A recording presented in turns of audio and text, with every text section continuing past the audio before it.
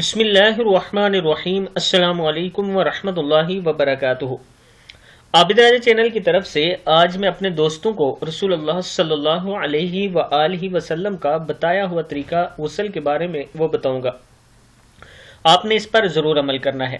سب سے پہلے دونوں ہاتھ دھوئیں، پھر بائیں ہاتھ کے ساتھ اپنی شرمگاہ کو اچھی طرح دھونا چاہیے۔ بعد میں ہاتھ پاک مٹی یا صابن وغیرہ سے صاف کر لیں، پھر نماز کی طرح وضو کریں اور پاؤں غسل سے فارغ ہونے کے بعد دھونے چاہیے۔ وضو کرنے کے بعد اپنے سر کے بالوں میں خلال کریں، وہ اس طرح کہ ہاتھوں کی انگلیاں تر کر لیں۔ دائیں ہاتھ سے سر کی دائیں جانب اور بائیں ہاتھ سے سر کی بائیں جانب والے بالوں میں انگلیاں پھیریں اور بالوں کی جڑوں کو نہایت عمدہ طریقے سے تر کریں۔ پھر 3 چلو پانی بھر کر سر پر ڈالیں، پھر باقی سارے جسم پر پانی بہائیں۔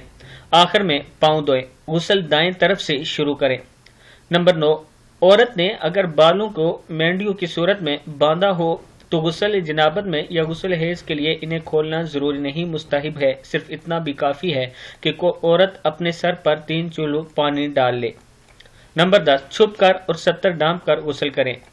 نمبر 11، ٹھہرے ہوئے حوض وغیرہ میں یا پانی میں غسل جنابت نہیں کرنا چاہیے۔ نمبر 12، غسل جنابت جلدی کرنا چاہیے۔ یہ ہے وہ طریقہ جو غسل کا ہے، جو میں نے آپ دوستوں تک پہنچایا۔ آپ نے اس پر ضرور عمل کرنا ہے۔ السلام علیکم ورحمۃ اللہ وبرکاتہ۔